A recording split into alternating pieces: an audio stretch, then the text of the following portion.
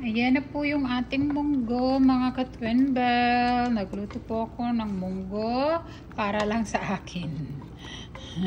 Isang piraso lang yan. O, ayan. O, diba? Isa lang yan. Sa akin lang talaga yan. At tayo balon-balunan. Sa akin lang din yan. At pata. Sa akin lang din yan. At sinigang para sa anak ko. Nag-request siya ng sinigang. Sa kanya, sinigang na baboy. Kasi sa kanya. Sinigang na baboy sa kanya. Ayan. Sinigang na baboy kasi ang gusto ni Ethan. So, kay Randy naman, sinigang seafood.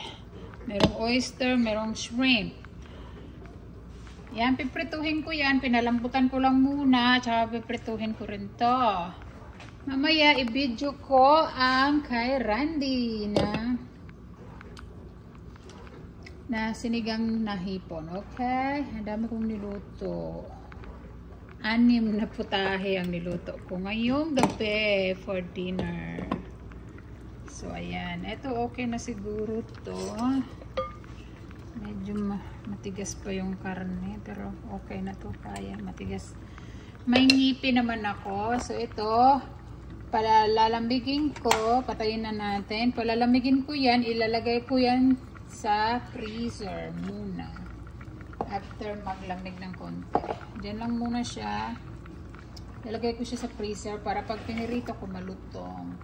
At saka ito din, piprituhin ko rin siya. Tayo balon-balunan na gusto ko lang. So, malapit na maluto ang sinigang ng anak ko. Ito rin, malapit na rin to. So, ito luto na to. Okay, short update lang muna tayo. Meron pang chicken dito. Tira-tira ng anak ko. Grabe sila kumain, oh. Ayan ang nagmana sa kanya sa Amerika. Naging Amerikano siya. Kasi pag kumain siya ng manok ganyan, parang yung sa papa niya, Amerikano. Masyadong madami pang natirang laman, oh. Tapon nila agad. Kunti lang yung kinakain. Tapon agad.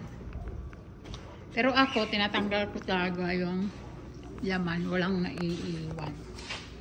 Okay, yan muna ang update natin. Luto na tong sinigang ni Ethan. Luto na. Yung talong hindi pa pala. Lambatin muna natin ng konti yung talong. Hindi rin naman siya kakain ng gulay. Gusto lang niya ng sabaw. Okay, yan lang muna mga kabilag, mga ka-twinbell. Bye!